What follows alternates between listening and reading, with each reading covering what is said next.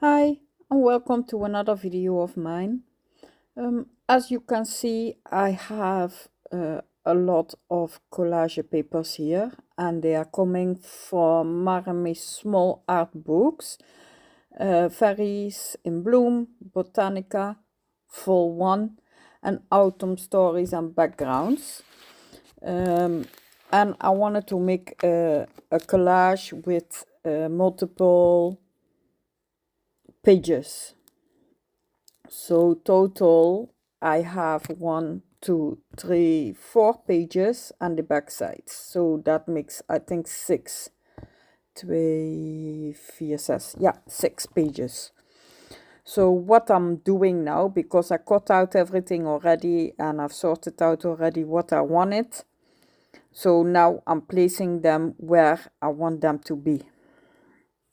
I fast forwarded it for you because this is a little bit of a long video, so everything is fast forwarded. So when I placed everything, the lady, I forgot to put on my camera, so I've already painted the under. So here you can see where I take all the different colors of paint that I think I need. And then the lady's blouse is still not finished, so I'm adding a little bit more of the dark color to it to make it more adhesive. Also by the sleeve there's one little dark line to make sure that it looks like is the arm, shoulder and the body that you are seeing.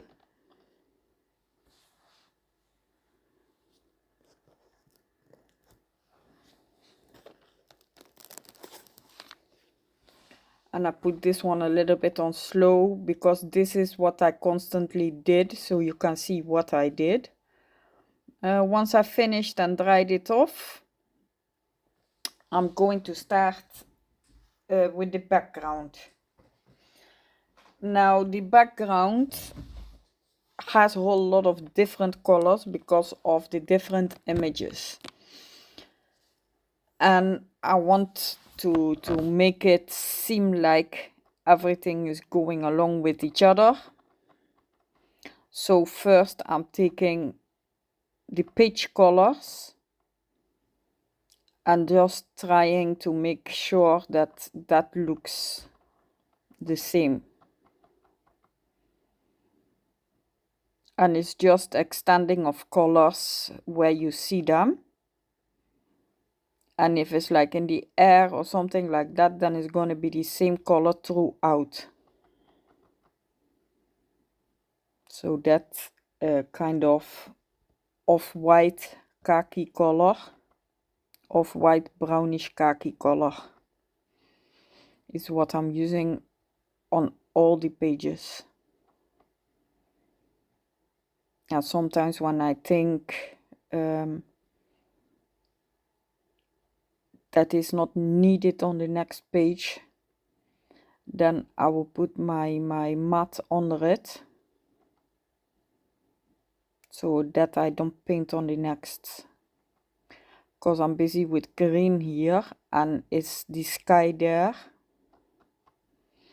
You can see also by using the same colors I can make the sky. I made it a little bit more bluish.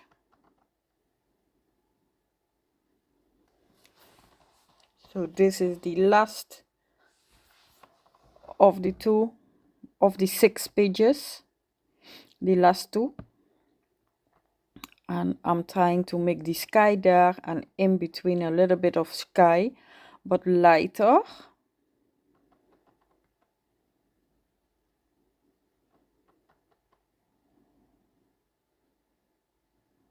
And I'm extending the stem here because it wasn't extended,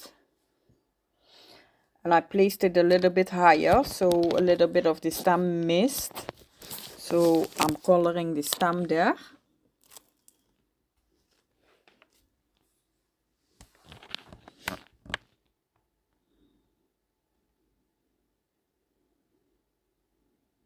just bringing the colors where they need to be to make it look like everything is one, and you almost don't see the edges of the paper. So I'm just blending in the edges of the papers.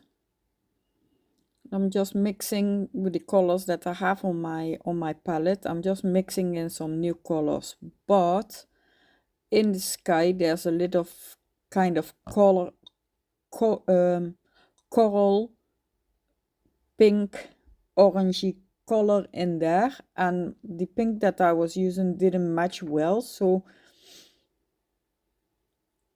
I looked through my stash and I found a color that really looks like it, so that's why I added it here.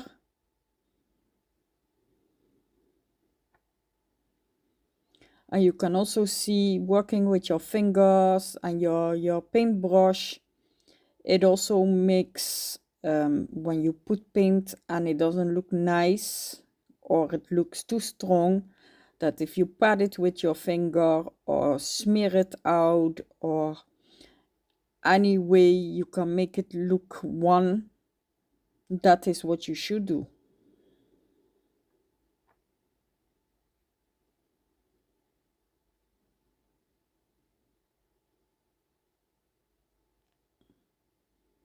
So making this one color.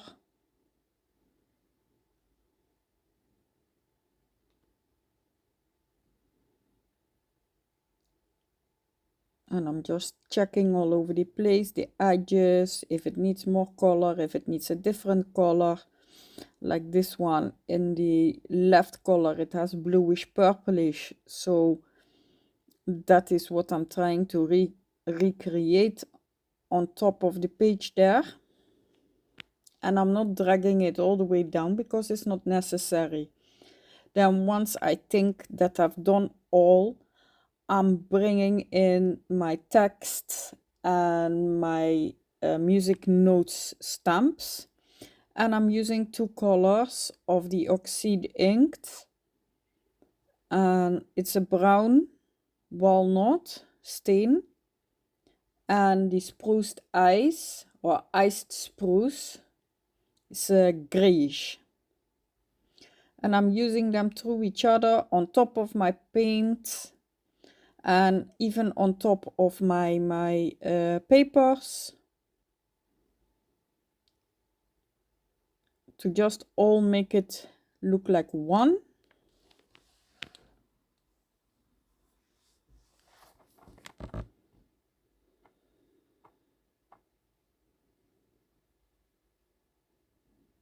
Then I'm using my distress crayons, walnut stain also, to make a floor, a ground where they are standing on. So with my paints and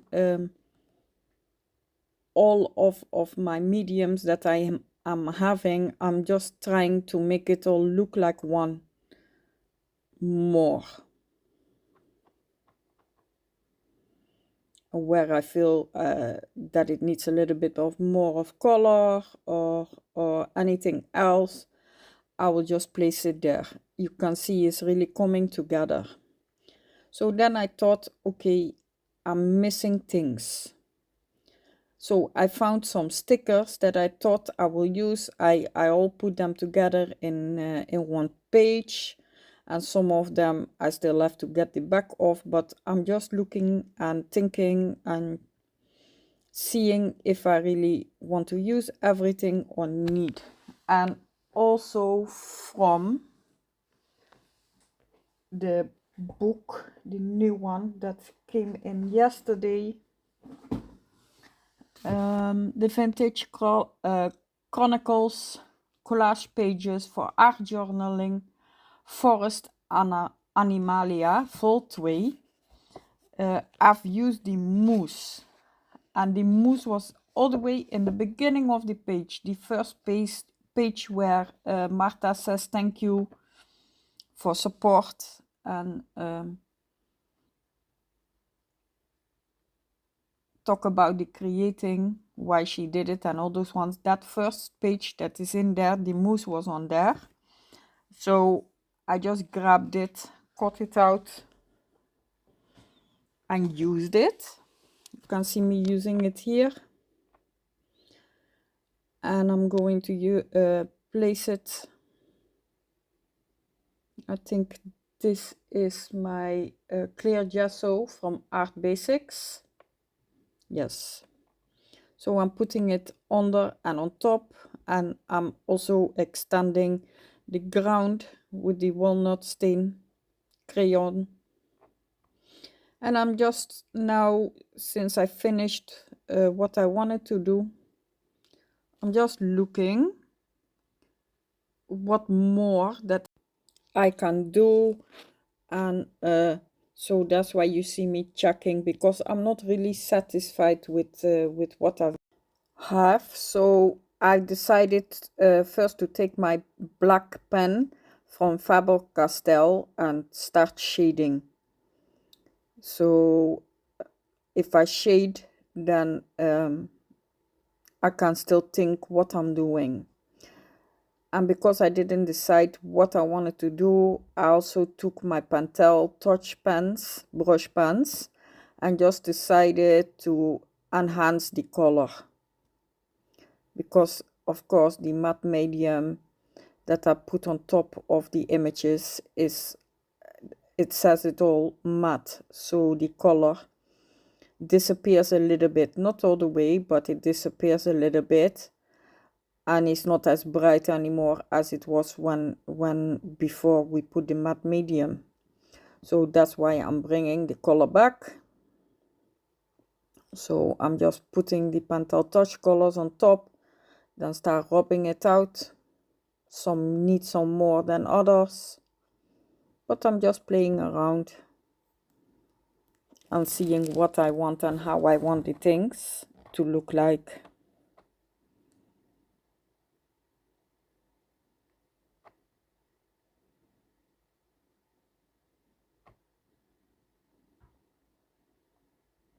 You can see it really brightens up the images, makes them look more lively, more colorful, and that's what I want.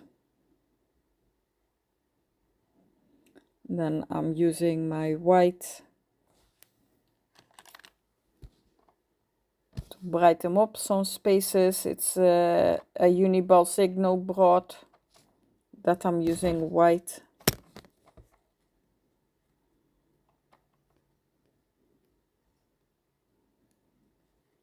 And once I've done that, I'm going to my girl, because I think the flowers have dulled down also, so I want to make the flowers come alive more in her hair.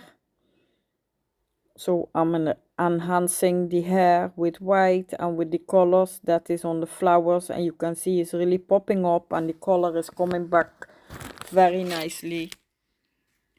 Even with my brown pen on the sides where I tore by the hair, I'm bringing back the leaves and the bits and parts that are sticking out. So that's what I'm bringing back on the side. And then I decided that I also needed to brighten up the big flower. So I was still not satisfied with one spot there and also one spot above the head from the woman. So from the new book, from the Forest Animals Vol 1, I took the dogs and I cut them out, and I'm adhering them here now, giving them a little bit of shadow and a little bit of the color back.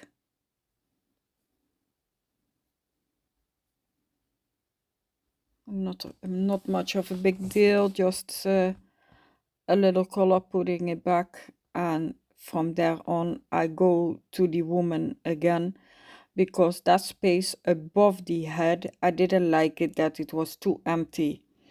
So I found 2 foam stamps from Pronti Crafts, which and those two ones are from the dandelion, which I helped design. And I just took the three colors from the oxide ink and I just stamped them all over the place, and also in the part where I didn't like that it was empty. So that's all I did. That is the finished page. So thank you very much for watching. I do hope you consider to subscribe, like and share my video. Thank you for watching. Bye.